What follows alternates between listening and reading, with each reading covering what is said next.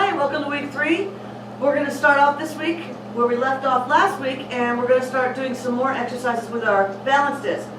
First one we're going to do is a rear foot target on it. Target. Good. So like I said in one of the earlier weeks, the front paws of the dog are called paws. For me, the back paws are called target.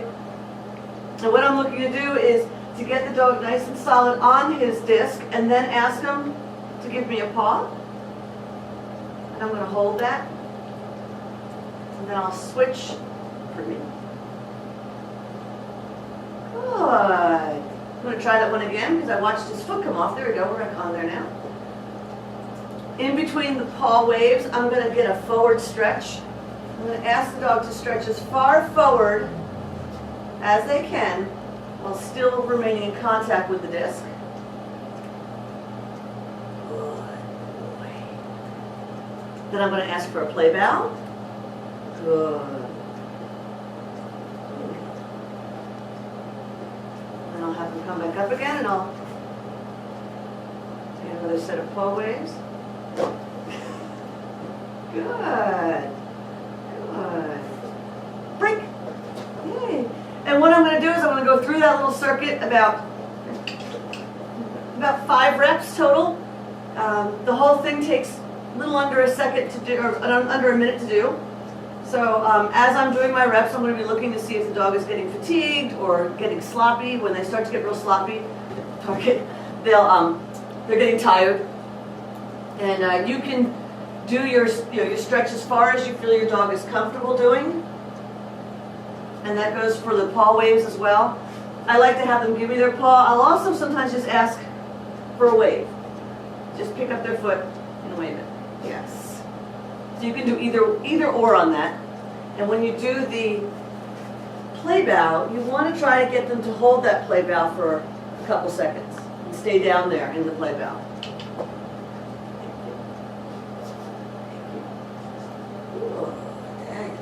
Good. Good job.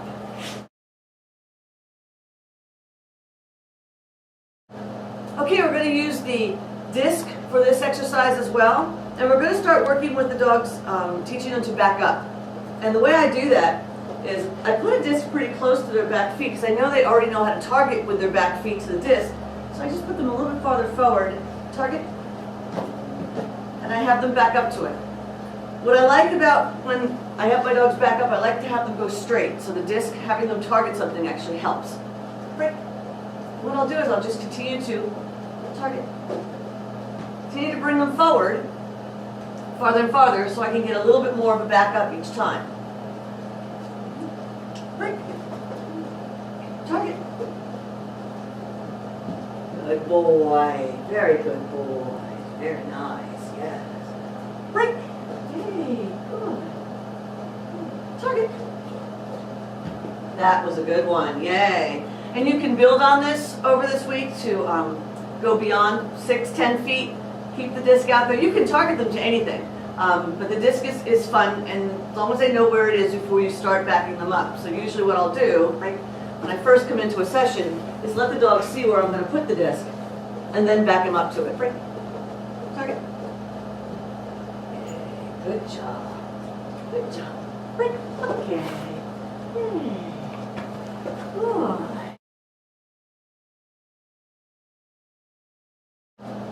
All right, so if you're having trouble getting your dog to rear foot target on the disc, I'm going to show you what I do to help the dog out a little bit. So I want him to know where the disc is. And what I'm going to do is I'm slowly going to back him up, helping him by just coming around his midsection. Break, break, and helping him. Taking the cookie, I'm pushing it toward him, right between his front feet, kind of up by his, up by his chest more. Break. And I'll push that cookie back and guide him. Good boy. Very nice. And you can start with just having him connect with one foot, mark it and feed him. Break. Or if you think you can get both feet. Good. Now I like to use these discs because they're about the width of a dog walk. So that's one of the reasons I don't use the bigger discs for this. Break. because while I'm teaching this, I'm also working on getting my dog to understand how to keep his feet inside a 12-inch space. Good boy.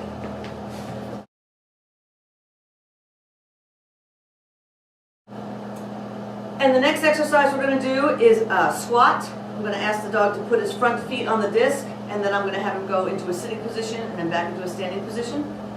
Pause.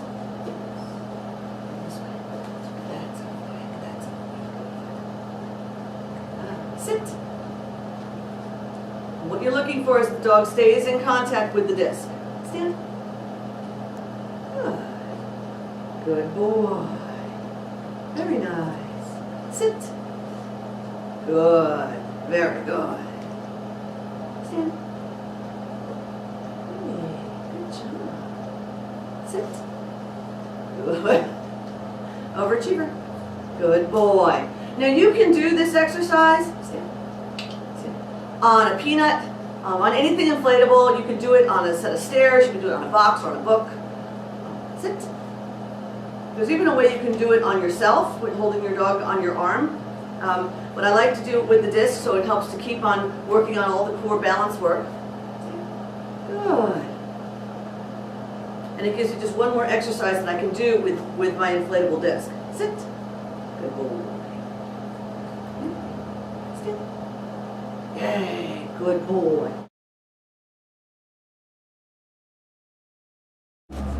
Our next exercise is for you. While my dog's practicing his downstay, I'm going to put both my feet on the disc. And for this week, all we want to do is just get used to being balanced with both feet on the disc. Okay. First week, we did a lot of one-leg exercises. This is two-leg exercises. And what you're looking to do is to be able to stand on it. You start off with 10 seconds. Move to 15. We'd like to see about a minute total that you could stand on the disc. One of the things that helps when you're on the disc is not to look down towards your feet, but to find a spot across the room that you can look at. You can use your arms for balance. That's going to help you a lot to stay on the disc and stay there longer. You should feel yourself counterbalancing constantly and feeling your ankle move and feeling both your feet move. This disc is inflated more because it's the dog disc. You can, if you have more than one disc, you can set one up just for yourself and the other one up for your dog. We have found that the discs that are inflated for the dogs are a little bit easier to do for the people, and when you have shoes on. If you go barefoot, however, the discs that are less inflated are actually a little bit easier. So if you have multiple discs, you can give it a try. Again, when I do my disc work barefoot, I like to stand on the nubby side, get a little reflexology on my feet at the same time.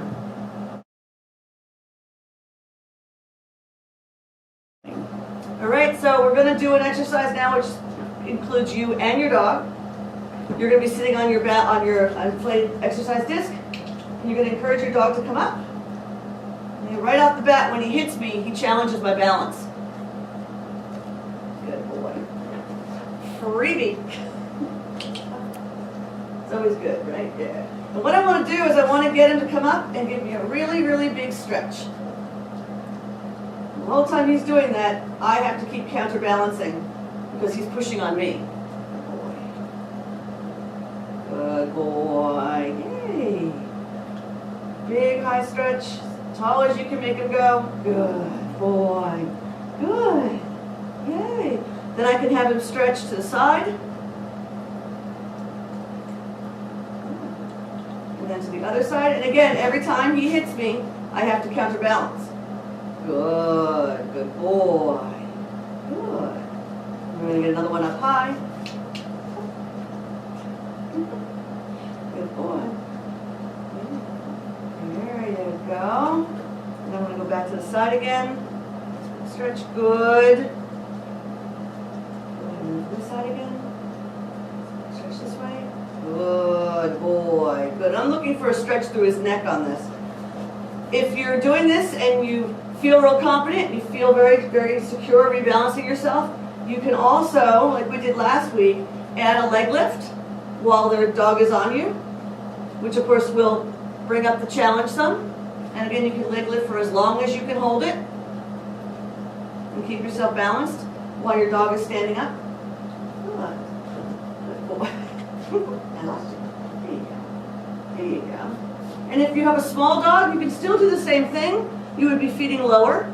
And obviously, with the small dog, when I get him to stretch to the left or right, I would just be having him stretch past my leg on this side, and then past my leg on this side. And if you feel with your small dog, you're still really balanced, you can up the challenge by having them hop into your lap or hop out of your lap while you're on the ball. Anything you can think of to make yourself rebalance on the ball is what we're looking for.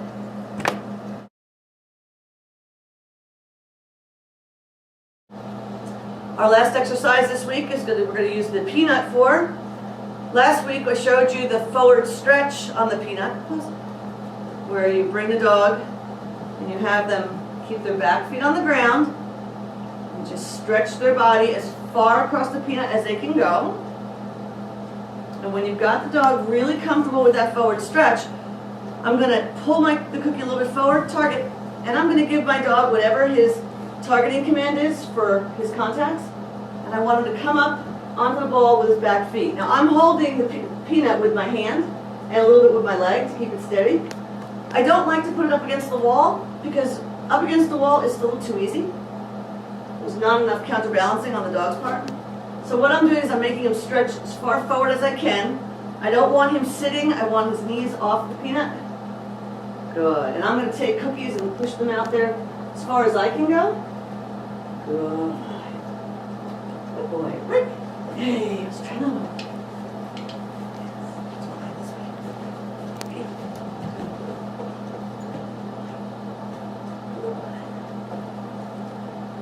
So this is very similar to the exercise you did on the disc earlier. We're having them stretch.